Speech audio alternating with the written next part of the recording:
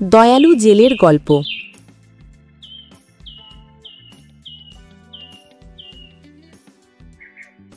এক নদীর ধারে এক গরিব জেলে বাস করত। তার রোজগার ছিল খুব সামান্য।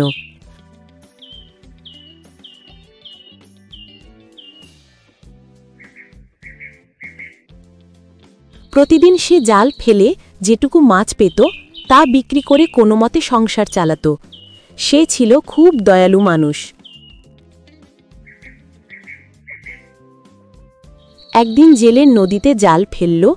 কিছুক্ষণ পর যখন জাল টেনে তুলল তখন সে অবাক হয়ে দেখল জালে ধরা পড়েছে একটি ছোট রঙিন মাছ। জেলে ভাই, দয়া করে আমাকে ছেড়ে দিন, আমি একটি বিশেষ মাছ।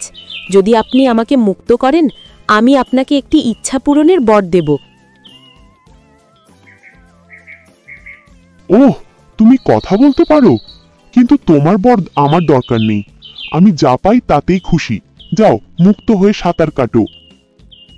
জেলের এই দয়ালু মন দেখে মাছটি খুব খুশি হল। তোমার মতো ভালো মানুষ খুব কম আছে, তাই তোমাকে আমি 3টে ইচ্ছা পূরণের বর দিচ্ছি। এই বলে মাছটি পানির নিচে মিলিয়ে গেল।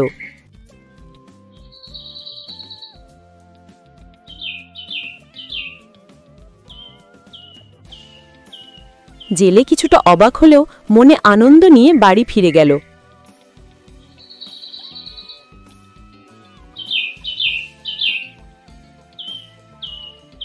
বাড়ি ফিরে সে তার স্ত্রীকে সব কথা বলল।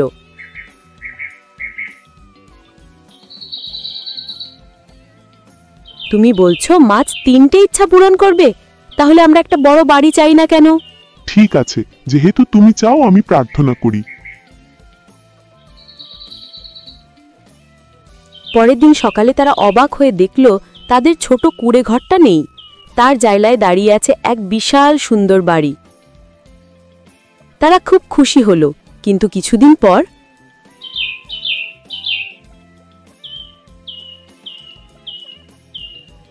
আমাদের তো কোনো সন্তান নেই, চলো একটা সন্তান চাই। ঠিক আছে, আমি প্রার্থনা করি। পরের দিন সকালে তারা দেখল তাদের কোলে একটি সুন্দর সুস্থ সন্তান। তাদের আনন্দের শেষ নেই। কিন্তু কিছুদিন পর